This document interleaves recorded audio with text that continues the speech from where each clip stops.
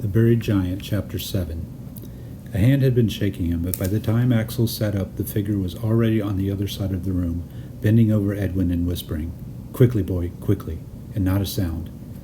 Beatrice was awake beside him, and Axel rose unsteadily to his feet, the cold air startling him, then reached down to grasp his wife's outstretched hands. It was still the depths of night, but voices were calling outside, and surely torches had been lit in the courtyard below, for there were now illuminated patches on the wall facing the window. The monk who had awoken them was dragging the boy, still half asleep, over to the other side, and Axel recognized Father Brian's limping gait before his face emerged from the dark. "I'll try and save you, friends," Father Brian said, his voice still a whisper, "but you must be quick and do as I say. There are soldiers arrived, 20, even 30, with the will to hunt you down. They already have the other Saxon brother trapped, but he's a lively one and keeps them occupied, giving you a chance of escape. Be still, boy, stay with me."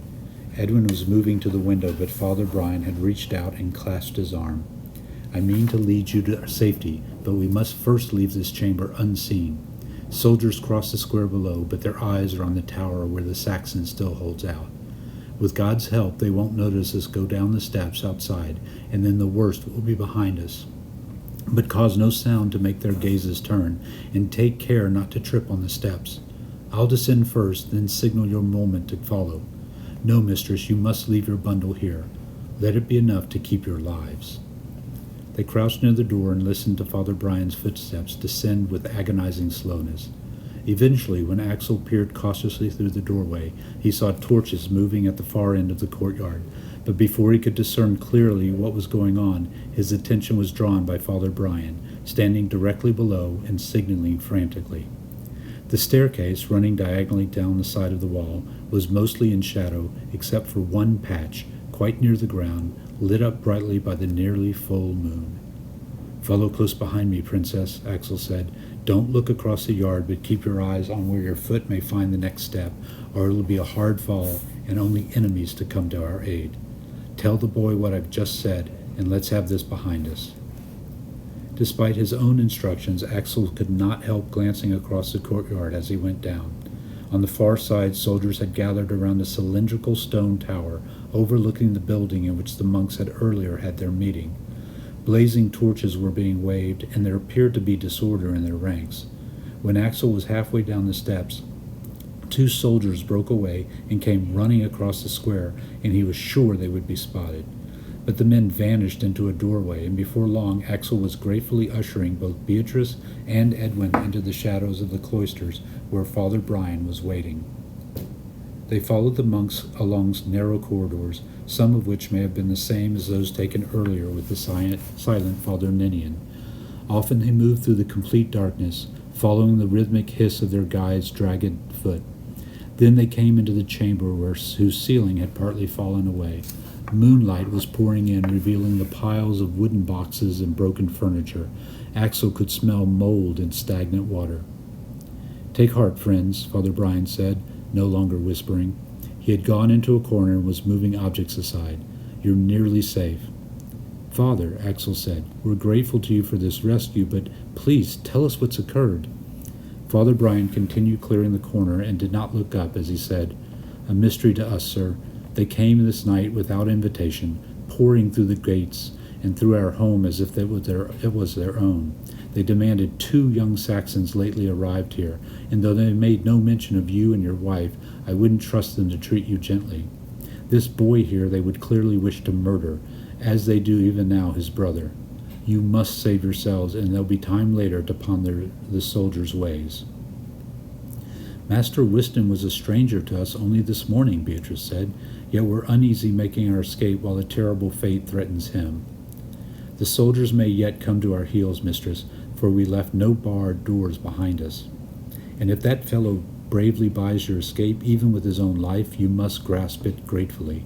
Under this trap door is a tunnel dug in ancient times. It will take you underground into the forest, where you'll emerge far from your pursuers. Now help me raise it, sir, for it's too heavy for my hands alone." Even for the 2 of them, it took some effort to raise the door, till it stood up at a steep angle before them, revealing a square of deeper blackness. "Let the boy go down first," the monk said, for it's years since any of us used this passage, and who knows if the steps haven't crumbled. He's nimble-footed and could take a fall better." But Edwin was saying something to Beatrice, and that she now said, "Master Edwin would go to Master Whiston's aid." "Tell him, Princess, we might help Whiston yet by making our escape through this tunnel. Tell the boy what you must, but persuade him to come quickly." As Beatrice spoke to him, a change seemed to come over the boy. He kept staring at the hole in the floor, and his eyes, caught in the moonlight, seemed to Axel at that moment to have something strange about them, as though he were steadily coming under a spell. Then, even as Beatrice was speaking, Edwin walked towards the trapdoor, and without looking back at them, stepped into the blackness and vanished. As his footsteps grew fainter, Axel took Beatrice's hand and said, "Let's go too, Princess. Stay close to me." The steps leading underground were shallow, flat stones sunk deep into the earth, and felt solid enough. They could see something of the way ahead by the light from the open trapdoor above them, but just as Axel turned to speak to Father Brian, the door closed with what seemed like a thunderous crash. They all three stopped, and for a while remained quite still. The air did not feel as stale as Axel had expected. In fact, he thought he could feel a faint breeze. Somewhere in front of them, Edwin started to speak, and Beatrice answered him in a whisper.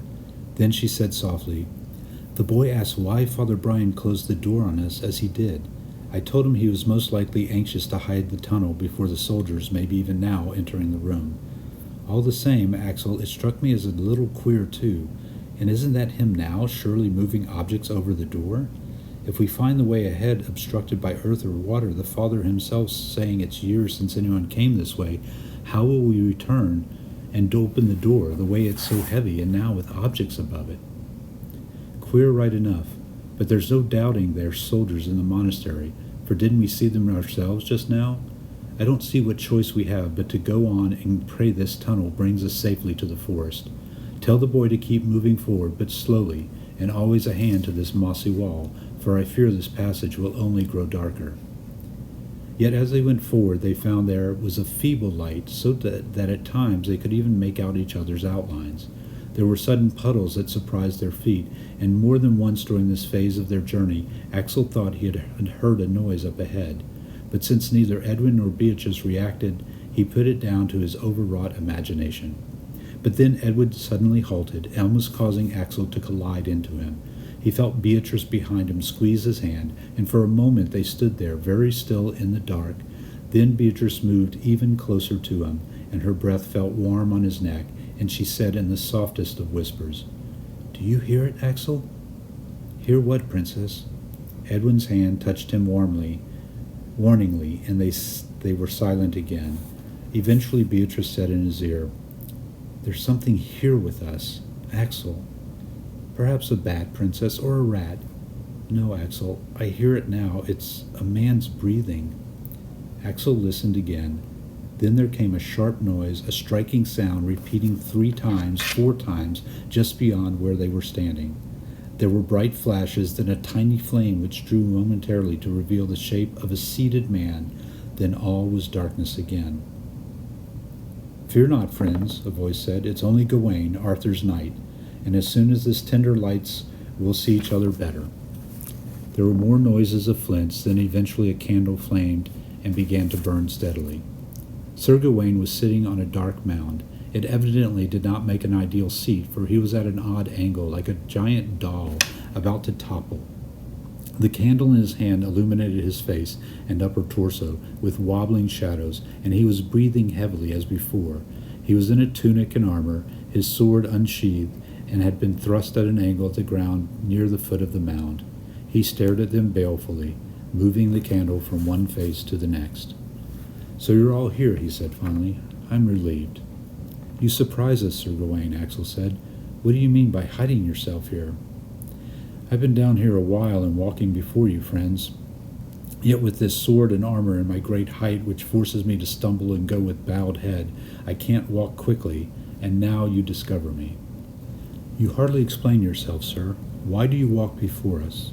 "To defend you, sir. The melancholy truth is the monks have deceived you. There's a beast dwells down here, and they mean you to perish by it. Happily, not every monk thinks alike. Ninian, the Silent One, brought me down here unseen, and I'll guide you to safety yet." "Your news overwhelms us, Sir Gawain," said Axel, "but first tell us of this beast you speak of. What is its nature, and does it threaten us even as we stand here?" "Assume it does, sir. The monks wouldn't have sent you down here if they didn't mean you to meet the beast. It's always their way. As men of Christ, it's beyond them to use a sword or even poison, so they send down here those who they wish dead, and in a day or two they'll have forgotten they ever did so. Oh yes, that's their way, especially the abbots. By Sunday he may even have convinced himself he had saved you from those soldiers, and the work of whatever prowls this tunnel, should it cross his mind, he'll disown or even call God's will." "Well, let's see what God's wills tonight, now that a knight of Arthur walks before you." "You're saying, Sir Gawain," Beatrice asked, "that the monks wish us dead?"